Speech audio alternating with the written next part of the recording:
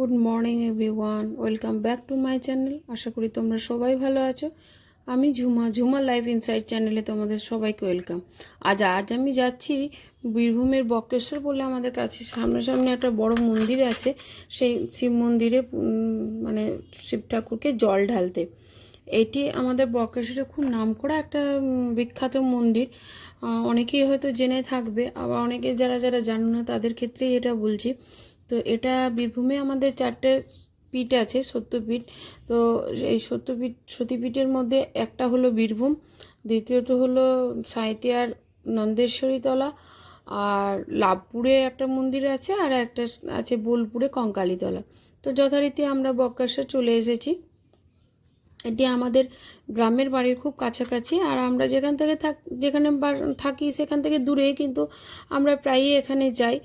এটা হলো স্নানঘাট মহিলাদের। এখানে না একটা মানে স্নান মা গঙ্গার সঙ্গে জলটার একটা কানেকশন আছে বলে এখানে সবাই চান করে পবিত্র হওয়ার চেষ্টা করে। বিশেষ করে আমাদের এদিকে প্রচলিত আছে দুর্গা পুজো বা কোনো বাড়ির বিয়ে অনুষ্ঠান হলে বা আতুর টাতুর হলে এখানে কিন্তু স্নান করে পবিত্র হয়। তো এই জলটা না খুব গরম, জানো তো। শীতকালে চান করতে এতটাই ভালো লাগে, খুব ভালো লাগে, কারণ জলটা তখন খুব গরম থাকে। এখন অবশ্য একটু কষ্ট হয় চান করতে, হালকা গায়ে লাগে জলটা। তো শীতকালে কিন্তু খুব আরামদায়ক এই জলটা। সব সময় সারা বছরই জলটা গরম আছে। ওই জন্য এখানে এটা এটা কেন হয়, অনেক বৈজ্ঞানিক এসেছে, দেখেছে যে এটা কি কোনো আগ্নেয়গিরি নিচে আছে বা কোনো কিছুর কারণে হচ্ছে কি না, কিন্তু কেউ কোনো ধরতে পারে কিচ্ছু নেই। এটাই দেখেছে যে এখানে কোনো কিছু নেই, শুধুমাত্র ঠাকুরের মাহাত্ম্যের জন্য এখানে জলটা গরম হয়। আর কিছু এটার মাহাত্ম্য আমরা কোনো বৈজ্ঞানিক খুঁজে পাইনি। এটা হলো পুরুষদের স্নানঘাট। আমরা এখন যাচ্ছি মন্দিরের দিকে, আর এখানে শ্মশানও আছে, এখানে মরা পোড়ানো হয়। এই জলটা কিন্তু আরেকটু গরম। আর এর পরে যে জলটা দেখাচ্ছি এটা কিন্তু খুবই গরম। তোমরা হয়তো বুঝতে পারবে নাকি জানি না, আমি চেষ্টা করেছি ধরার, দেখো ভাঁপ উঠছে। এই যে তার দিয়ে বাঁধানো আছে, তার কারণ কি, এখানে এক বাচ্চা বলতে 17-18 বছরের মেয়ে ছুটে এসে এখানে সুসাইড করে দিয়েছিল। এই জলটার মধ্যে পড়ে গিয়ে সুসাইড করে দিয়েছিল। এই জলটা আরও গরম, পুরো ফুটছে। তো তার জন্য এটাকে তার দিয়ে ঘিরে দেওয়া হয়েছে। ওই জন্য যাতে কেউ কোনো রকম কিছু করতে না পারে কোনো রাগের মাথায়, বা কোনো বাচ্চা বিপদ হয়ে যেতে পারে। তো প্রচণ্ড গরম, ফুটছে পুরো। আর এটা মন্দিরের মেন গেট। এখানে অষ্টবক্র মুনি যিনি ছিলেন আমাদের, উনি এখানে তপস্যা করে ওনার শরীর সুস্থ করেছিলেন। এটা পুরো এখানে উনি স্নান করেছিলেন। এটা গঙ্গা। কারণ কি, উনি যখন কথাই আছে যে উনি মায়ের পেটে যখন ছিলেন মাতৃগর্ভে, তখন ওনার বাবা ওনাকে বেদ পাঠ পড়ে শোনাতেন। তো একদিন হঠাৎ ওই বালক মুনি মায়ের পেট থেকেই বলেছিলেন যে পিতা, আপনার এটা ভুল হলো। তো উনি রেগে গেছিলেন যে যেখানে ব্রহ্মা বিষ্ণু মহেশ্বর বসে আছেন সেখানে তুমি আমাকে ভুল বলতে পারো কি করে। তো বলেছিলেন যে তুমি যখন মাতৃগর্ভ থেকে বেরোবে, তোমার 8টা অঙ্গই পুরো বিকলাঙ্গ হয়ে তুমি বেরোবে, বাঁকা বেরোবে। ওই জন্য ওনার নাম অষ্টবক্র মুনি, তার 8টা অঙ্গই বক্র ছিল বলে। তো এরপর উনি এখানে এসে তপস্যা করেছিলেন, এবং শিবজি এখানে এসে ওনাকে বরদান করেছিলেন। আর এই গঙ্গায় স্নান করে উনি একেবারে সুস্থ হয়ে গেছিলেন। তার জন্য এই জায়গাটির নাম হলো বক্রেশ্বর। এখানে আগে ভক্তের পুজো করা হয়, তারপর শিব ঠাকুরের পুজো করা হয়। উনি বলেছিলেন যে আগে তোমার ভক্তের পুজো হবে এখানে।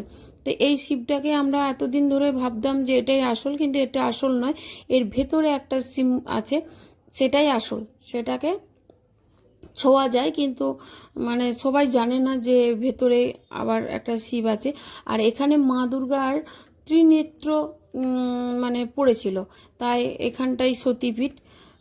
সেটা মন্দিরটা একটু পাশেই আছে, ত্রিনয়ন যেটা, সেটাই এখানে পড়েছিল। তো আমরা যথারীতি এখানে পুজো করে ওখানে গেছিলাম মায়ের মন্দিরে। আমরা প্রায়ই যাই এখানে, খুব ভালো লাগে। আর যদি ভিডিওটি ভালো লেগে থাকে তো অবশ্যই লাইক কমেন্ট করো, আর সাবস্ক্রাইব করে দিয়ে যেও। আর যারা করেছে তাদেরকে ধন্যবাদ। আর শেয়ার করে দিও অবশ্যই, যাতে আরও সবারই এই মা দুর্গা বা শিব ঠাকুরকে দেখার বা এই পীঠস্থানটি দেখার সৌভাগ্য সবারই জোটে।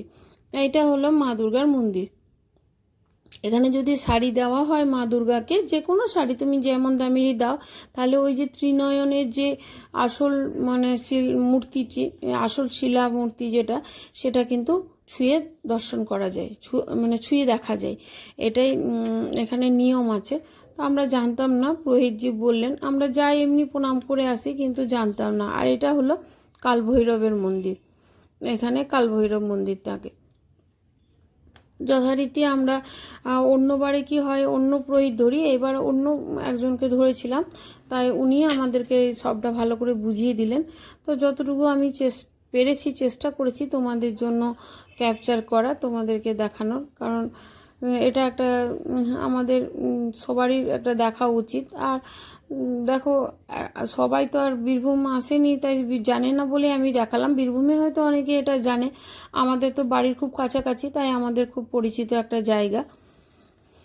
আর এখানটায় আমরা এসেছিলাম, আমরা সপরিবারেই এসেছিলাম, আমি, মা, ভাই, ভাইয়ের বউ আর ভাইয়ের ছেলে। কারণ আমার ছেলে তো টিউশন আছে বলে আসতে পারেনি, আর তোমাদের দাদা ভাইও ছেলের কারণেই আসতে পারলো না।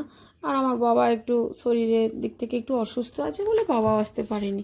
আর এখান থেকে সামনে ভাইয়ের শ্বশুর বাড়ি, তাই ভাইয়ের শ্বশুর বাড়িতে আমরা খাওয়া দাওয়া করে বিকেলের দিকে বাড়ি এসেছিলাম। আর এটা হলো মা ভবতারিণী মন্দির, এটাও খুব জাগ্রত মন্দির, ওই বক্রেশ্বরের মধ্যেই আছে। তো যেহেতু তালা দেওয়া ছিল, আমি যতটুকু পেরেছি তোমাদের জন্য ক্যাপচার করার চেষ্টা করেছি। ভিডিও যদি ভালো লেগে থাকে অবশ্যই কমেন্টে জানিও। দেখা হবে আবার তোমাদের সাথে একটা নেক্সট ব্লগে, নেক্সট ভিডিও নিয়ে। এই ভিডিওটি একটু অন্যরকম, তাই আমি ভাবলাম তোমাদেরকে যতটুকু পারি আমি দেখাই, কারণ এই ভিডিওটা সৌভাগ্য সবারই জুটুক, আমাদের ভালো লাগে, তাই আমি ভাবলাম হয়তো আমার বন্ধুদেরও ভালো লাগবে।